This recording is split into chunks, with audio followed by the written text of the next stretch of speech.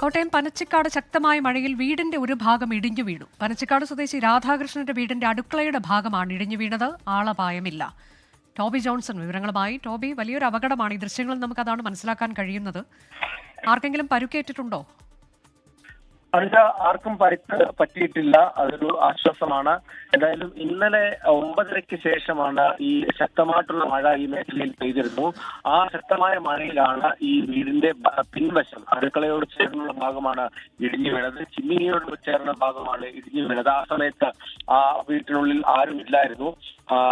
എല്ലാവരും മുറികളിലായിരുന്നു. അടുക്കളയിൽ ആരും ആ സമയത്ത് ഇല്ലായിരുന്നു എന്നാണ് നമുക്ക് അവിടെ നിന്ന് മനസ്സിലാക്കാൻ സാധിച്ചത്. എന്തായാലും അത്ഭുതകരമായി ആ സമയത്ത് അതിന് തൊട്ട് മുമ്പ് വരെ ഈ അടുക്കളയിൽ ആളുകൾ ഉണ്ടായിരുന്നു എന്നാണ് നമുക്ക് അറിയാൻ കഴിയുന്നത്. എന്തായാലും അതൊരു ആശ്വാസമായിട്ടുണ്ട്. ഈ അടുക്കള ശരി, കോട്ടയം പനച്ചിക്കാടാണ് കനത്ത മഴയിൽ അടുക്കളയുടെ ഒരു ഭാഗം, ഒരു വീടിൻ്റേത് തകർന്നു വീണത്. ആർക്കും പരുക്കില്ല എന്നുള്ളത് ആശ്വാസകരമാണ്. ഇന്നലെ രാത്രിയാണ് സംഭവം ഉണ്ടായത്.